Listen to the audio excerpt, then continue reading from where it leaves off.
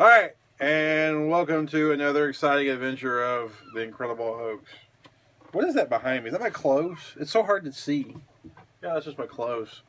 I don't think I have anything embarrassing to show back there, do I? I don't think so. All my underwear's over there. We put up the sex toys earlier. Yeah. I think the Black Mamba has been safely put away. The swing and the... the hanging love basket. Right. All right, I'm Chris. I'm Mark. And you're here with Sex Chat. We talk about movies today. Yes. Our issue is Fault in Our Stars. I'm going to let you set this one up because this one's kind of your baby. But we're going to talk about it in two halves. We're going to introduce the first half. Okay. The young adult half. I thought an interesting happened this summer in June. Okay. Tom Cruise, big star for 25 years, right? Since big star forever. Since Top Gun. Risky business. Risky business. Put him on, that was 1983 or 84 or something like that. So he's been big for a long time. That's 30 years. Good dun, dun, dun, dun, dun, dun, dun, dun, where he slides in. Yeah. Well, an interesting thing happens. He stars in Edge of Tomorrow, big budget film. Mm-hmm. Great film, by the way. And it was really good. And it is released the same weekend as a young adult romance film called The Fault in Our Stars. Now, it's a best-selling book, so I know that. The movie comes out, and it doesn't just beat Edge of Tomorrow by a little bit. Beat the shit out of it. It clobbered it. And box office results. And I was really scratching my head on that. I'm like, well, is this a generational thing? This is where we're going. I was like, is this a generational shift? Are the young generation, are they not in action movies? Is young adult romance movies that big? I was questioning what was going on. Is Tom Cruise finally his era over?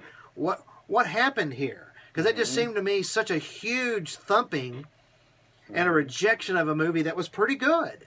And it just was so odd that a movie that was just a simple drama would just totally demolish this big budget action movie. And we started talking about it, and you had some thoughts. Well, before I make my thought, okay, you had kind of said this signified a beginning to an end. Well, I was questioning. Questioning the end. So I want to make sure that we're talking about that specifically. Yeah. And I felt in that scenario, that very specific scenario, it was not that broad of a event, for lack of a better word. Okay. I thought that The Fault in Our Stars, actually, my daughter Paula, who's 15, she had read the book. The reason she had read the book is because she was a fan of the author's YouTube vlog, his video channel. Ah. So she had been following him on YouTube. She followed him so much on YouTube, she went out and read the book. When she heard there was a movie come out, she wanted to be the first one. She went to the midnight premiere of the movie, of a freaking drama, a midnight premiere for a drama. Yeah, for a drama. Yeah. So I think it was not a broad-based statement or event that signified any sort of cultural change. I don't think it was that at all. I think it was a very specific event where you had a book that was very successful to a niche, 15-year-old girls. They had been primed for it through YouTube, which, keep in mind, that if there's any cultural event here to talk about, it's probably YouTube. My oldest kids, 19 years old and 15-year-olds, they watch YouTube the same way you and I used to watch MTV and VH1. They watch YouTube like it's a network.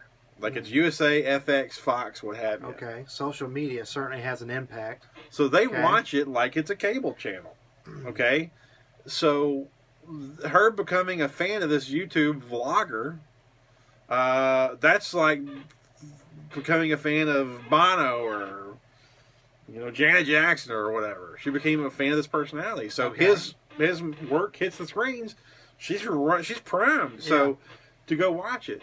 And she was not the only one. And they're not, there's a whole plethora of girls who were primed to go see it. Mm-hmm. So I think the cultural significance was not Fault in Our Stars versus a sci-fi epic, or young adult versus Tom Cruise, or anything like that. Okay. I think the event that had happened was YouTube had prevailed and saturated and marketed to these girls so heavily, and the book, that they were just, it had to happen. They had to go see this movie. And if you notice, you go back and look at the results, it had a huge opening weekend, and then it tapered off dramatically. And I bet you the final box office results between Fault in Our Stars and Edge of Tomorrow ain't that different. I think Edge of Tomorrow is probably right at 100. Fault in Our Stars probably about 140, which ain't. That's one more good weekend. Domestic, domestic. And I bet you, right, I guarantee you, foreign's closer. I guarantee you, foreign's got to be closer. Because there ain't no way the Chinese went and lined up for Fault in Our Stars as much as they lined up for Edge of Tomorrow. Well, it actually broke I'm thinking of the wrong movie. Scratch that. Anyway, so I don't think it was an event of, like I said, sci-fi versus young adult or Tom Cruise versus whatever. I think the event was how the market shifted to these kids are in tune with YouTube and social media. That's the real event that happened. And I said I have a little bit different insight because I got a 15-year-old daughter. So that's okay. That's interesting, but you do wonder if and I don't have the answers. I'm just wondering. I just thought it was such a. They got drummed. I mean, it was just so surprising. It was such an unlikely thing to happen.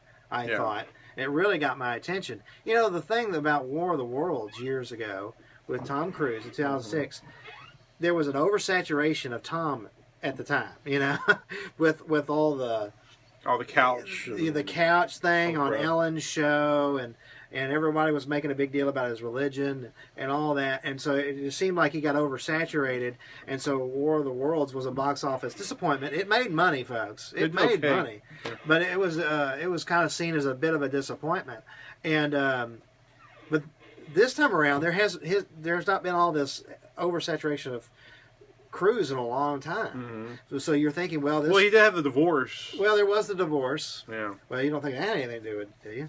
I doubt. Well, here's the thing. Tom Cruise, and this might want to say this for part 2. Okay. We'll save that for part 2. We'll save the Tom Cruise discussion for part 2. Well, can I just say though that time? I was like, I thought for a second, did I just kill the show?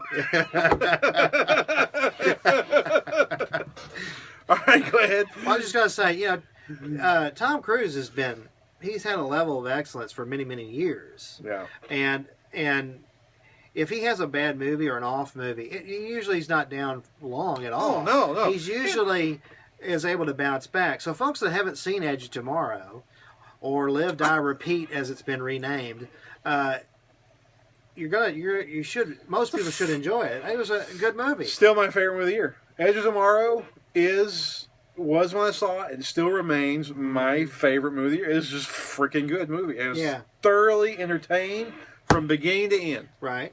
I just had a good time watching it. I enjoyed it on every level, action and comedy, and just a neat storyline, and the acting was good, and Tom Cruise. People make fun of Tom Cruise because he's always Tom Cruise in his movies. Well, I like Tom Cruise, so I'm okay that he's Tom Cruise in every movie. They don't say that about John Wayne and Clint Eastwood. No. Why does it got to be different for him? So anyway, I like that how he's cowardly in the beginning, and by the end of it, he's just he's made that character arc or whatever. Right. I just enjoyed it. There's nothing about the movie. It was like one of those movies I had no complaints about. Like I just enjoyed it. I love the ending. I love the very ending. I just loved all of it. So I don't think, and I think the domestic numbers were probably a disappointment, but I think foreign box office did fine. I think it's doing pretty good on video, for that matter. And everybody I know that's seen it's liked. I haven't met anybody or heard anybody that didn't like it. So I think it's done well. It'll have lasting power. You think it'll catch on? It'll have lasting power. I think so. I think as much as anything else will. And so again, I know I'm repeating myself, but I don't think it was an event of that movie or Tom Cruise versus that movie. I think the real lesson was how prevalent social media, YouTube is on the buying power of 25 and under. Well, it must be said as our last word before we got to go is I don't mean to denigrate The Fault in Our Stars. It's actually a good movie. I give it 3 stars. I haven't even seen it. It's a good movie. So this is not a how did this lowly movie beat this great movie? That's not really, that was not the debate we're having. It was actually 2 good movies, but this guy who had a history of big box office success didn't this time around. And that's why I was questioning what happened here. Right. On paper, Edge of Tomorrow should beat at the box office Fault in Our Stars. It's just history said it should have been the big box office, with Fault in Our Stars being a distant 2. I graduated in 94. You graduated 89. So put it in our context when we were younger. Mm-hmm.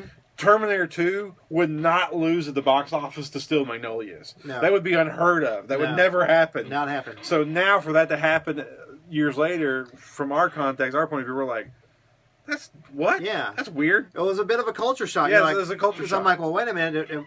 But and that's what I'm saying. That's where the culture changed. I think that where the culture change was on YouTube.